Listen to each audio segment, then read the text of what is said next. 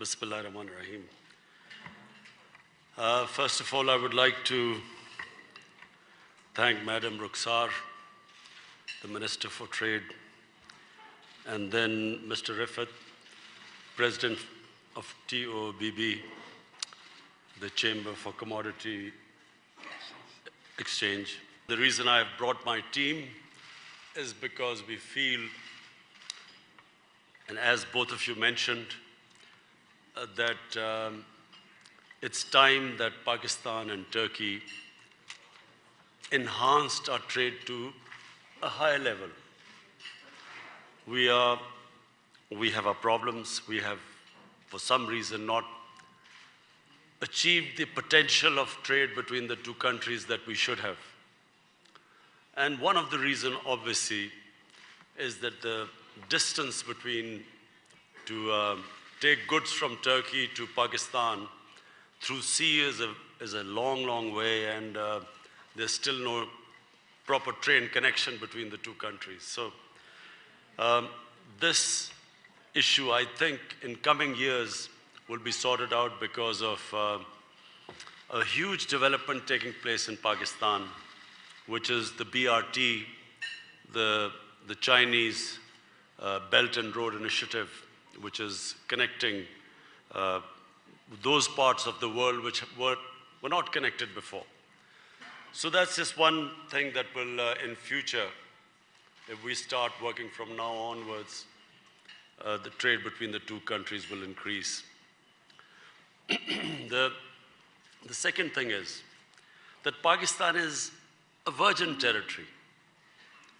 Pakistan is still virgin in the sense that a lot of areas of trade where Pakistan has huge potential have not really started performing. For instance, Pakistan has huge mineral reserves, but we have hardly done exploration, even in 5% of the areas where there's oil, there's gas, there's copper, there's cobalt, there's coal, and these areas have hardly been any exploration has been done.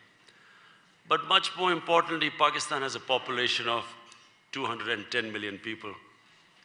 It's one of the youngest population in the world.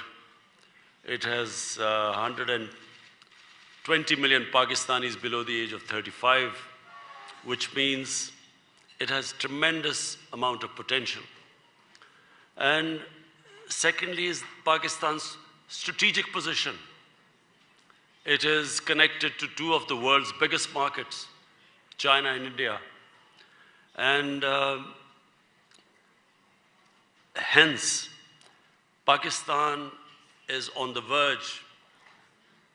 We are fixing our governance system.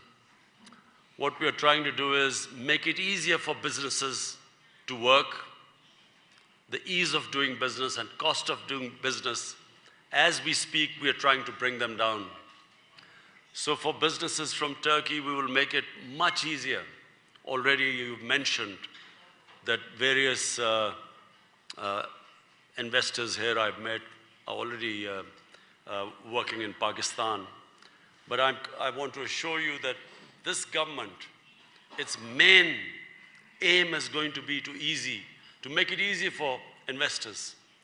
Cut out the red tape, make it easier, allow people to make money, make profits, and create wealth in the country. When you have trade, when you have investment, wealth is created. We desperately need, we have a young population which needs employment. So investment will lead to employment for us and create wealth.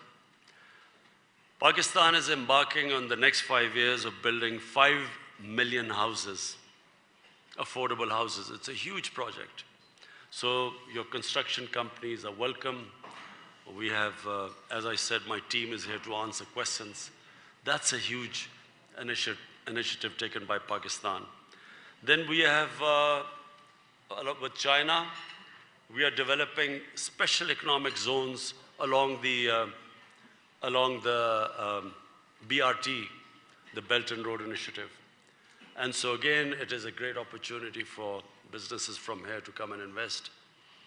But above all, we have what probably is one of the most diverse country in the world in terms of tourism.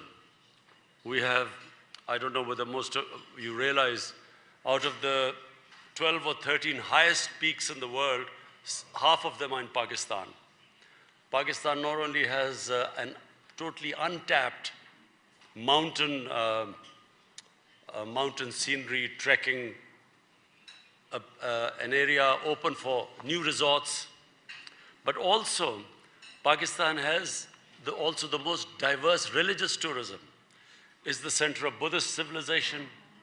It is the center for Sikh religious tourism, for Hindus, and it also has the oldest, well, I can't say this here because Turkey already, we know this area is probably the oldest civilization in the world. But in Pakistan, we have the Indus Valley civilization, which is 5,000 years old. And of course, it's a very historical part of the world.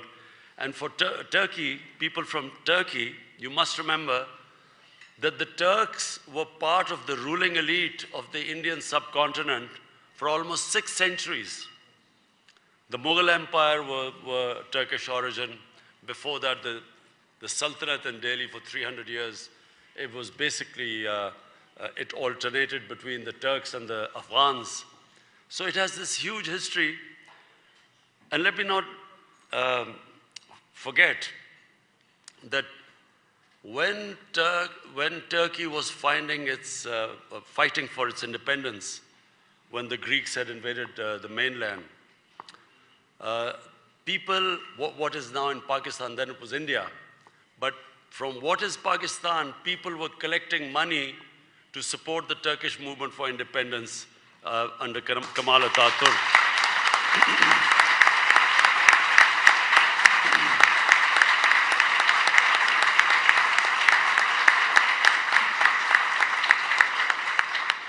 So I look forward to your questions. I have my team here. You can ask questions. They can answer more specifically questions about various areas, about trade, about the measures which we've taken to open up our economy. Thank you.